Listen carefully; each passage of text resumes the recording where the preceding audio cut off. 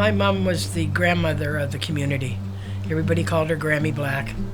She always paid attention to the kids, her kids and the neighborhood kids. She always wanted to help. And I think that's where I learned my volunteering from, was from my mom.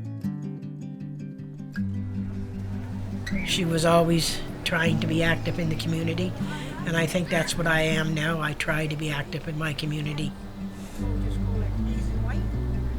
The year I graduated from Prince Charles, I won the School Spirit Award. And the year I graduated from Simons High School, I was the student council president. And when we graduated in June of that year, I was pregnant. And then in January of '75, my son was born. I don't know, because you said right there. Oh yeah, there you are. The early years of being a parent is scary as heck. There was no instruction book. I was driving taxi and dispatching, but it wasn't enough to keep our head over the water, so I went on income assistance. In 1979, when Adam and I moved to Crescent Valley, we moved here because we had to. But now it's 2021, and I still live here. I live here all those years, first because I moved in because I had to, and I live here now because I choose to. I've happily been involved with my community and poverty issues for over 40 years. I don't like people having inadequate housing. I don't like people feeling bad about themselves. You know, when you feel good about yourself, you can help yourself and your family and your community. In 2008, I took a course called Power Up, and it was a class for women, only women instructors, and it was to learn about yourself, how you could better help yourself, and if you helped yourself, how you could then spread it to your family and then to your community. As Power Up was winding down, Wendy McDermott come up with this idea to have a community newspaper. I volunteered on the Crescent Valley page, just to help put some stories together, you know. As we got to issue 2, the city of St. John decided they wanted to have a coordinator for the job. And somebody said, Juanita, you should apply. So I applied for this job as a coordinator, and I went for an interview. The interview was, scary. What are you going to do about this and what are you going to do about that? And my computer skills wasn't the best, but I was willing to learn. They called me and said, we accept your position. And I thought, there's so many things to consider. Health card and rent going up and getting paid every 2 weeks and everything. So I asked for the weekend to think about it. And on Monday I called them and I said, yes, I accept. So here I was at 55 years old, crazier than hell, going off income assistance and going to work, and it was so scary.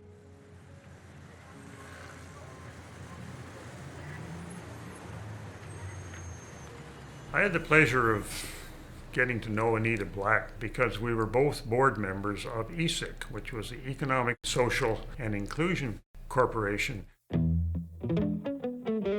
And I happened to be chairman of it at the time, and I was driving to Fredericton regularly. It was more convenient for us to go together. We had a great time together, and we developed a very healthy respect for each other during these times. Twice a month, I would go with Derek Olin. Mr. Olin would come to the door and pick me up. Good morning, Juanita, and get in the car and off to Fredericton we'd go.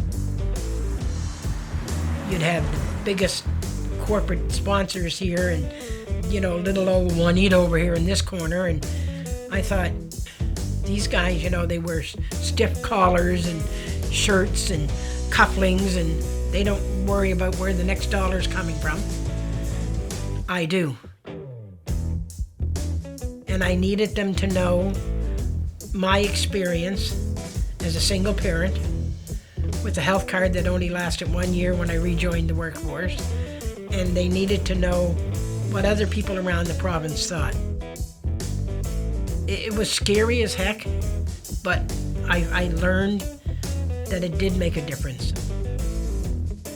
I guess what Juanita provided at the meetings was reality. You always knew exactly where she stood and why. She just said it as it was. She would take no prisoners. She would say that this is what we think or I think should happen, and you had to respect that. Oh, Juanita is a force to be reckoned with. She's very caring. She's a compassionate woman. She's passionate, and she's honest. But at the end of the day, she's able to say, this is what it's like for me.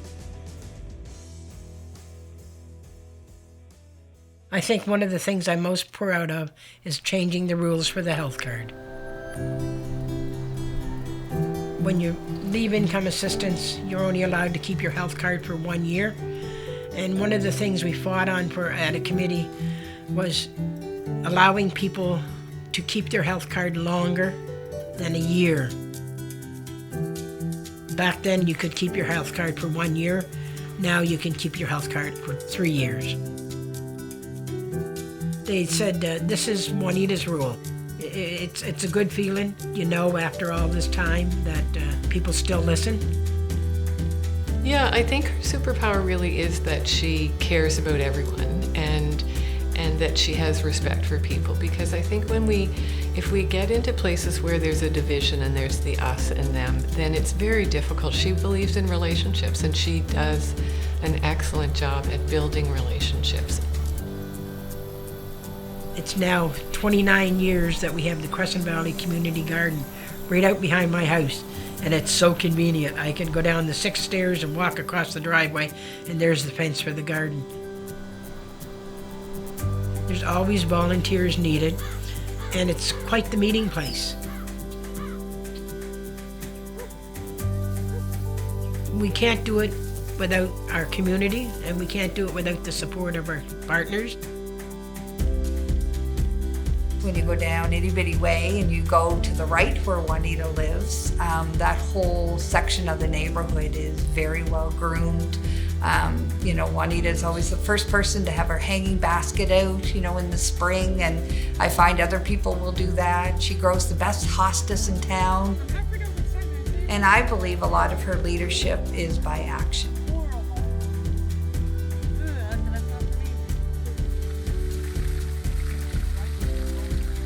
To find people to volunteer in your community, sometimes they come out of the woodwork.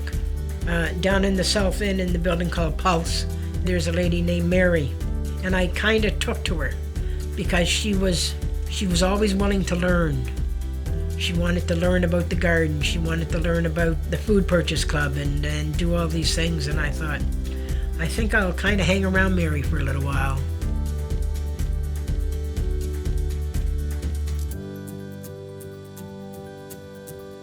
ESIC was really scary to me.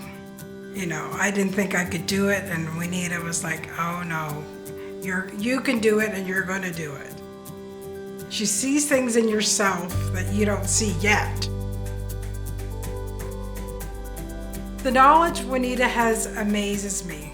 She has all these awards and experiences, but she's not one to say, hey, look what I've done. I definitely feel like there's a sense of connection just because she grew up in a world where poverty did exist. And like myself, I did grow up in a background where, there was definitely financial struggles, especially with the passing of my father and my mom being a single mom. I don't think words can describe how much this scholarship means to me, and not only me, but my family as well.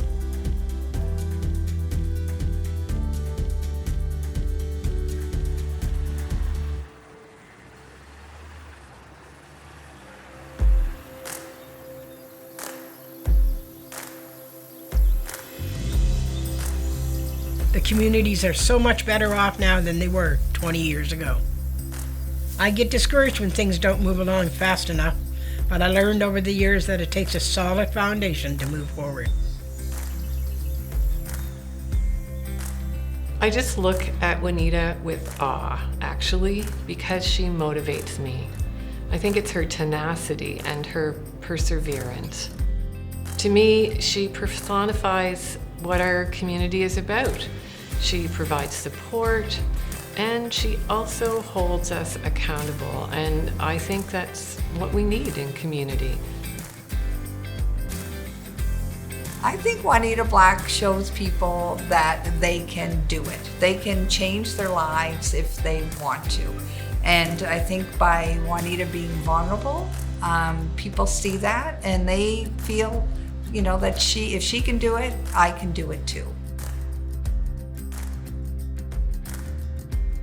I would say if Juanita can do it, you can do it as well. But Juanita would also say, take someone along for the ride with you.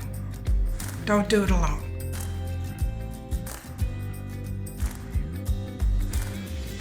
Hearing about Juanita and what she does for the community, it's definitely inspirational, especially hearing where she came from and how she may not have a lot but still continues to give everything that she has and gives her 100%. It definitely is very inspirational and pushes me to do the same.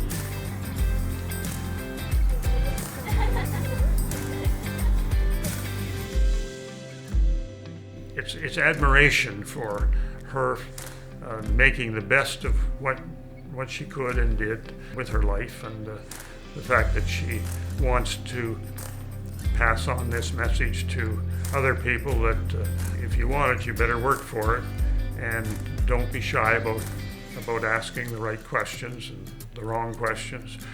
It will make a difference in your life.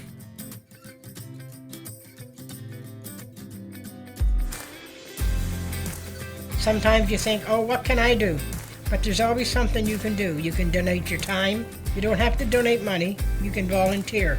You can write a letter. You can join a committee. You can mentor somebody else, or you can be at a meeting. Don't ever think that you can't help, because you can. The important thing is to give back. You can always give back. Always.